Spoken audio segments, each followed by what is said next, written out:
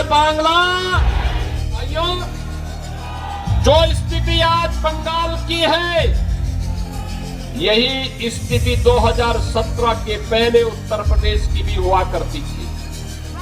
पलटाना सरकार, पलटाना सरकार, पलटाना सरकार। जोगी जी स्वागतम, जोगी जी स्वागतम। स्थापना करने का कार्य करेगी। और इसीलिए आज मैं आपसे कहने के लिए आया हूं, बहनों और भाइयों, जिस बंगाल ने आध्यात्मिक परंपरा से लेकर के अन्नदाता किसानों, कल कारखानों, युवाओं की प्रतिभा के माध्यम से वैश्विक पहचान बंगाल और भारत को दी हो, आज उस बंगाल के सामने पहचान का संकट आया है। पहले कांग्रेस ने, फिर कम्युनिस्टों ने, 15 वर्षों में टीएमसी ने पहचान का संकट खड़ा कर दिया है। जो बंगाल भारत के अंदर भारत की इकोनॉमी का ग्रोथ इंजन कहलाता था, आज वो बंगाल इनके लूट खसोट और करप्शन के कारण कंगाल हुआ जा रहा है। बंगाल आज लीडर की बजाय लूजर हो रहा है।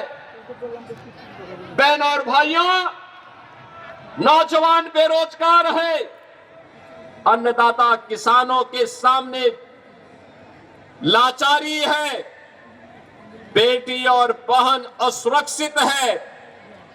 टीएमसी कहती तो है, मां माटी और मानुष की बात करती है, लेकिन मां के साथ क्या व्यवहार टीएमसी का है, कल आपने संसद में देखा होगा। जब आधी आबादी को हक देने की बात हुई, मोदी जी के प्रस्ताव को टीएमसी ने विरोध कर दिया। टीएमसी, कांग्रेस और कम्युनिस्टों ने नहीं पास होने दिया, प्रस्ताव को गिरा दिया। ये इनकी मां के प्रति और माटी के प्रति क्या व्यवहार है।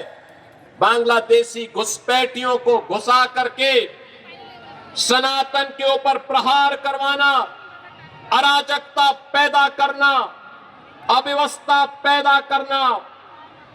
बेटी असुरक्षित है, व्यापारी असुरक्षित है, भय का माहौल है, पर्व और त्योहार के पहले उपद्रव हो जाता है, कर्फ्यू लगता है, कोई सुरक्षित नहीं। बहनों और भाइयों, जो स्थिति आज बंगाल की है, यही स्थिति 2017 के पहले उत्तर प्रदेश की भी हुआ करती थी। उत्तर प्रदेश में 17 के पहले वहां पर दंगे होते थे, कर्फ्यू लगता था, पर्व और त्योहार के पहले उपद्रव होता था,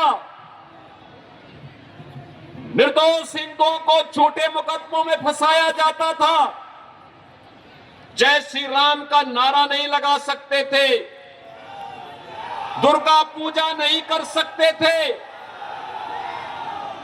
अराजकता चरम पर थी, विकास कार्य ठप थे, गरीबों को कोई योजना का लाभ नहीं मिलता था।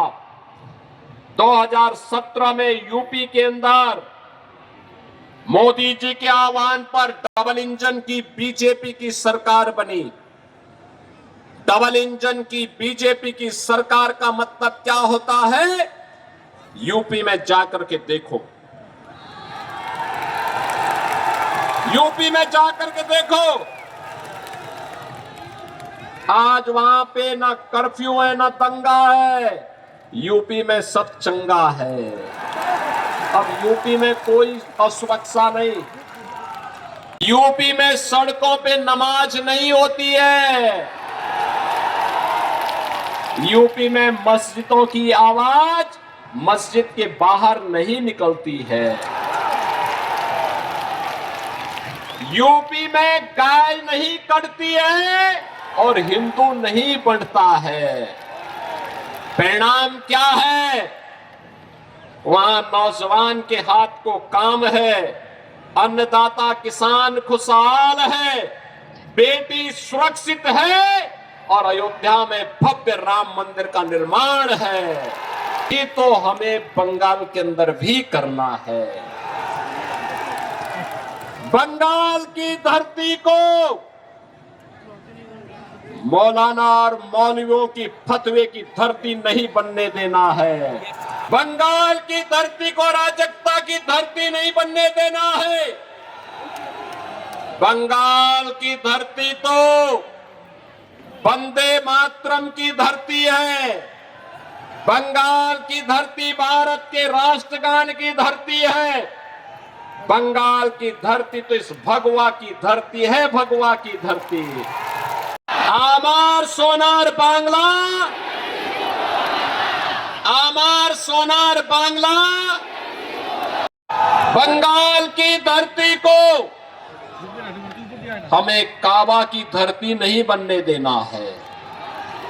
बंगाल की धरती तो काली की धरती रहेगी, मां काली की धरती, मां दुर्गा की धरती रहेगी, वंदे मातरम की धरती रहेगी और हर हर महादेव का गूंज इस धरा से लगातार चलना चाहिए।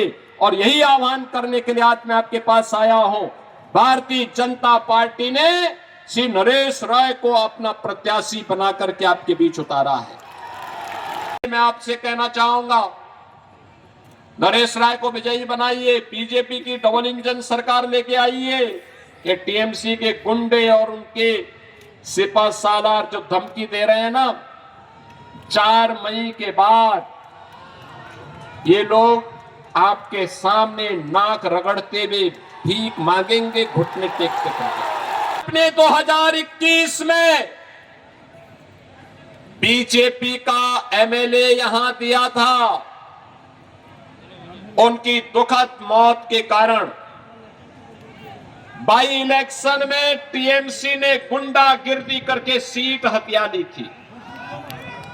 लेकिन आज आप उनको इस सीट पर जबरन कब्जा नहीं करने देना है और इसीलिए आज मैं आपके पास आया हूं।